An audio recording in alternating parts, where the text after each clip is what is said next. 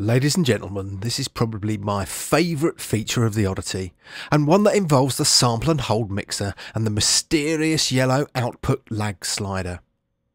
So, here's our basic sound. Now you'll see that we've got a high resonant value and a low cutoff value with regards to the filter. You should also note that we've put the Oddity into monophonic mode, and the reason for this will become clear later when we use slurred notes and trills. Aside from that, it's all pretty standard fare. Oscillator 1 is set an octave lower than oscillator 2 and is set to half volume with a sawtooth waveform. Oscillator 2 is also set to sawtooth but is full on. We've also added ring modulation. However, these aren't the most important parts of our sound for this tutorial because the best is yet to come.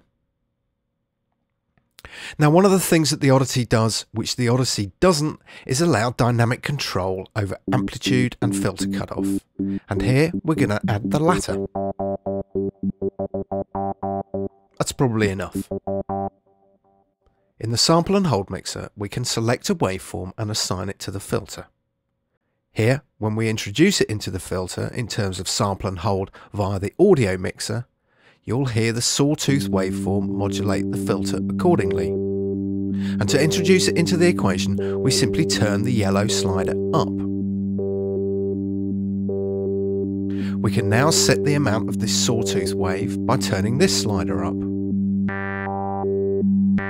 Or we can turn that right down and introduce a square wave instead. Or better still, have a combination of both.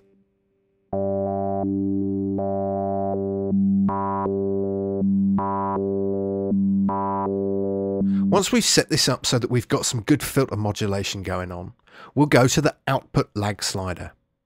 Now what this does is effectively round off the corners of any of the sample and hold waveforms, and you can hear that as I increase its value, those edges become progressively more rounded until there's no effect whatsoever.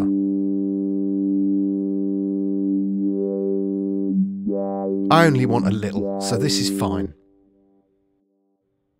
Instead of having the LFO constantly running, like we've been used to listening to, we can choose to have it triggered by each note on via this switch. Now, whenever we play a note, the filter responds A, according to the keyboard velocity, and B, our sample and hold section is triggered accordingly.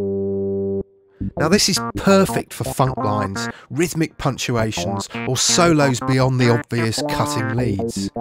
Any slurring of notes just adds to the vibe, and when you employ things like trills, in my opinion the Oddity becomes a truly expressive joy to behold.